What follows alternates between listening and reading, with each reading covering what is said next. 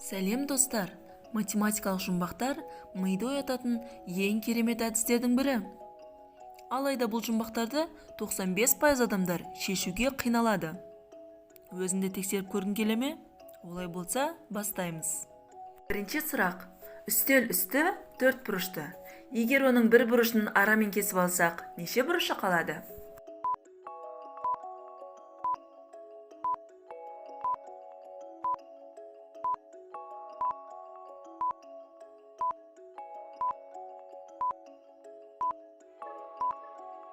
Жауабы 5 бұрыш.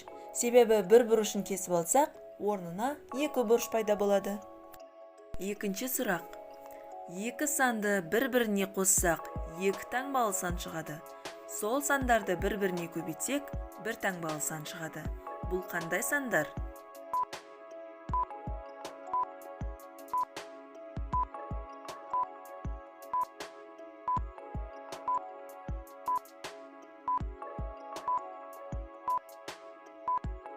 Уақыт аяқталды.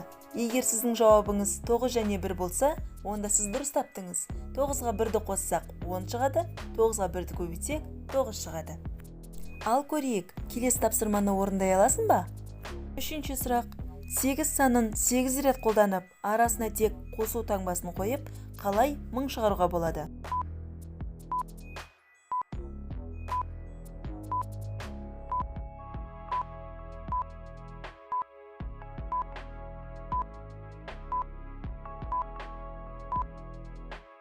Жауабы былай.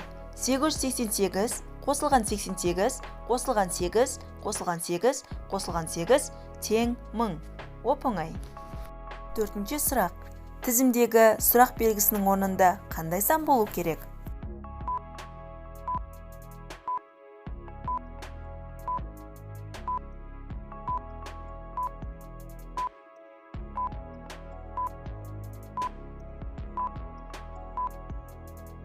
Жауабы 4.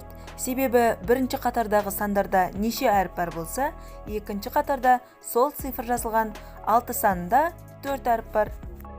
Бесінші сұрақ. Қарапайым математикалық есепті шығарыңыз.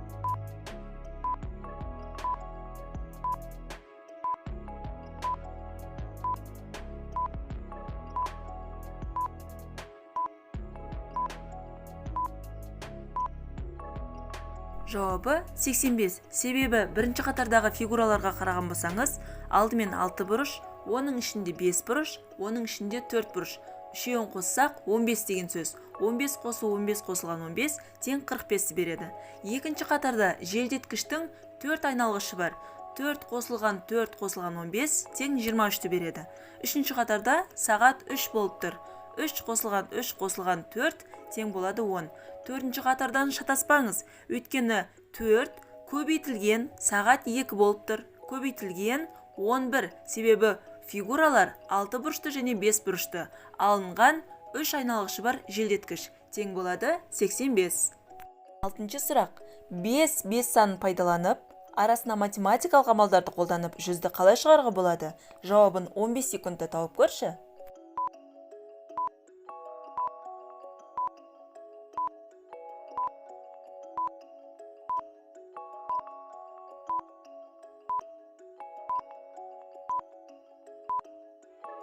Жауабы былай. 3 5-ті көбейтетін болсақ 125, 2 5-ті көбейтсек 25, 125-тен 25-ті аламыз, 100 қалады. Сізде 100 басқа жолмен шықты ма? Өз нұсқаңызды комментарийге жаза кетіңіз. Жетінші сұрақ. Белгісіз 3 таңбалы сан берілген. Үшеуі 3 түрлі сан. Үшеуі бірдей әріптен басталады. Бұл қандай сан?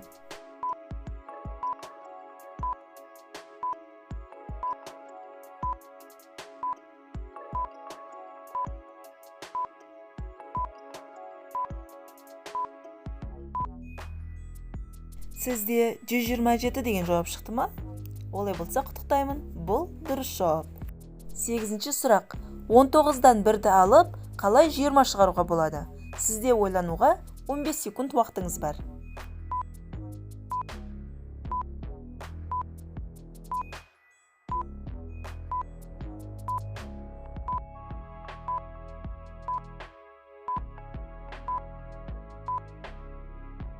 Ол үшін біз рим цифрларын пайдаланамыз. 20 бұл xx, 19 x1x. Демек 19-дан аламыз 1-ді тең 20. 9-шы сұрақ. Квадрат тәрізді орналасқан 4 нүктені бір-бірімен 3 түзу арқылы қалай қосуға болады?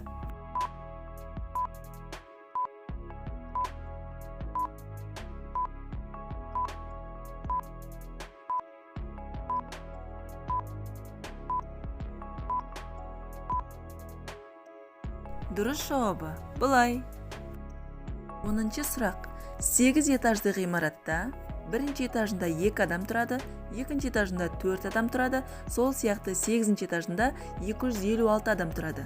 Сұрақ. Осы ғимараттың лифтінде ең көп басылатын кнопка қайсы?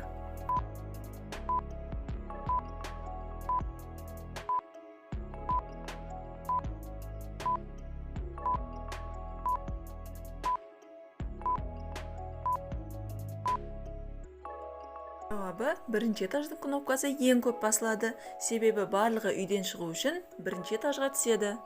Бүгінгі сұрақтар ұнады ма? Ұнаса лайк басып, осы каналға тіркеліп қойыңыз. Қош, сау болыңыздар.